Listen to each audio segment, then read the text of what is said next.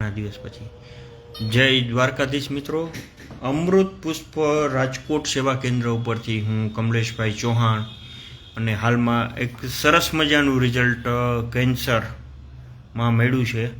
તો આપણે એ દર્દી સાથે વાત કરીએ અને જાણીએ કે ખરેખર કેન્સરના દર્દીઓ માટે અમૃત પુષ્પ કેવી રીતના અમૃત સમાન છે અને એની માટે શું શું કાળજી રાખવી, તેમજ અમૃત પુષ્પના પેશન્ટે ખરેખર કેટલી ધીરજ રાખવાની જરૂર છે. તો આપણે એવું જ આપણે જાણીએ. આપણું આખું નામ બોલો ને. ભાવેશભાઈ પરસોત્તમભાઈ તેજાણી. હા, તમારી ઉંમર કેટલી? 45. 45 વર્ષ. તમારો મોબાઈલ નંબર એક? 94 72 72 94 72 72 314. બરાબર છે. તો ભાવેશભાઈ, આપણે આ તમને કેન્સરની અસર જે રહી અને ઓપરેશન તમે કેટલો ટાઈમ પહેલા કરાવ્યું? મેં તો હજી 3 વાર એવું થઈ ગયું. વર્ષમાં 3 વાર કરવું પડ્યું ઓપરેશન. વર્ષમાં 3 વખત ઈ ટાઈમે કરવું પડ્યું? હા. અને પછી અમૃત પુષ્પ મને મળ્યું અને મેં ચાલુ કર્યું. પછી આ 1.5-2 વર્ષ થઈ ગયા. હા. હવે કાંઈ એનો અસર નથી કે. હા. અને અમૃત પુષ્પની આમ તમને ખબર કેવી રીતે પડી હતી?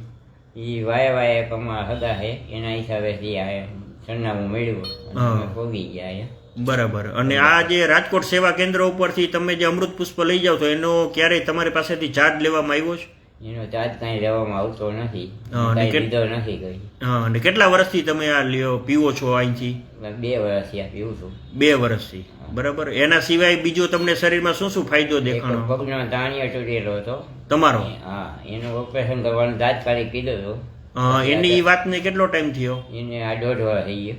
અચ્છા, 1.5 વર્ષ પહેલા તમારા પગનો તાણિયો તૂટી ગયો તો ડોક્ટરે તાત્કાલિક ઓપરેશન કરવાનું કીધું હતું. પણ પછી શું થયું? પછી અત્યારે એનું રેડી થઈ ગયું છે. હવે દર મહિનામાં પૂનમ ભરવા જુનાગઢ જાઉં છું અને એ ચડી જાઉં છું હવે.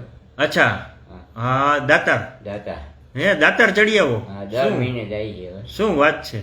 વાહ ભાઈ વાહ, ખૂબ સરસ. લ્યો, તો આવું ખરેખર ભાવેશભાઈ, તમને શું લાગે છે તમારા જેવા જે કેન્સરના દર્દી હોય તો ઘણા બીતા હોય, ઘણેને કાંઈ ને કાંઈ શંકાયું હોય, તો એ લોકોને ખરેખર કેવી હિંમત રાખવી જોઈએ? આમાં બીક રાખવાની જ હોય, હિંમત રાખીને જ રહેવાનું હોય. હા, તો જ આ મટશે. હા, તમે હિંમત હશે તો જ અને દવા ચાલુ રાખ. બરાબર છે. અમૃત પુષ્પનું સેવન ચાલુ રાખવું જોઈએ. હમણાં તમે કિસ્સો કીધો કે આપણે રાજકોટની બાજુમાં આવેલ નજીક કુવાડવા ગામ છેલ્લા 2 મહિનામાં 20 દર્દીઓ કેન્સરને હિસાબે ગુજરી ગયા છે. બરાબર છે. તો આ એક હે ને લાલ બત્તી સમાન એક કિસ્સો છે કે 2 જ મહિનામાં કેન્સરના એક જ ગામમાંથી 20 દર્દીઓ ગુજરી ગયા. બરાબર છે. તો ભાવેશભાઈ, બીજું તમે તમારા જીવનમાં કેવી રીતના બધા ફેરફારો, જમવામાં ને બધું કેવું બધું પરેજી રાખો અહીંથી જે કંઈ કહેવામાં આવે? અહીં કીધી મેં 6 મહિના રાખી પૂરેપૂરી પરેજી. હા, 6 મહિના પછી હવે થોડું ચાલુ કરી દીધું છે. બરાબર છે. હા. ના, પણ પરેજી રાખો એટલે આમ સંપૂર્ણ રિઝલ્ટ મળે ને? સંપૂર્ણ રિઝલ્ટ, તાત્કાલિક રિઝલ્ટ મળ્યું હતું. હા. અને તમે તમારા સિવાય આપણે કોઈ અમદાવાદના કોઈ કેન્સરના એનું રિઝલ્ટ શું છે? અમે અમદાવાદ એક અમારા વેપારી એને મોકલ્યું હતું, રિઝલ્ટ આવી ગયું છે. એક મથુરા મોકલ્યો છે, એને 20% રિઝલ્ટ આવ્યું. બરાબર. 2 મહિના છે. હા. અને અમદાવાદના જે પેશન્ટ હતા એ કેન્સર પેશન્ટ હતા? હા, એ કેન્સર પેશન્ટ છે. હા, એ કેન્સરના પેશન્ટ છે. બરાબર ને? એને રિઝલ્ટ સારું છે. હા, એટલે તમને સારું છે એટલે તમે પણ એને બીજા લોકોની સેવા કરવાનું ચાલુ કરી દીધું. બરાબર છે. તો આ માટે આપણે ખરેખર દ્વારકાધીશના ઋણી છીએ. દ્વારકાધીશે આપણને એક માધ્યમ બનાવ્યું કે દ્વારકાધીશ થકી આપણે લોકોની સેવા કરી શકીએ.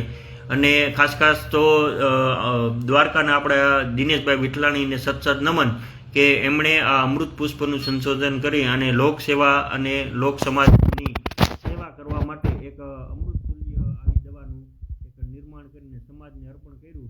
તો આપણે દ્વારકાધીશના ચરણોમાં આ સરસ મજાનું રિઝલ્ટ અર્પણ કરી અને દ્વારકાધીશને નમન કરીએ કે દ્વારકાધીશ આવી અમને એક શક્તિ આપજો કે જેથી કરીને તમારા આશીર્વાદથી આવા નવા દર્દીઓને સારામાં સારા રિઝલ્ટ મળે અને એમનું જીવન સુખમય બને.